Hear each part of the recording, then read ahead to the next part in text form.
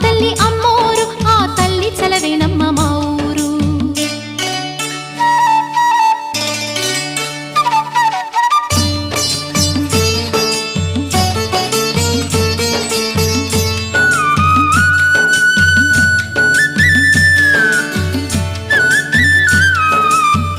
రంగవల్లి ముంగిలి కందం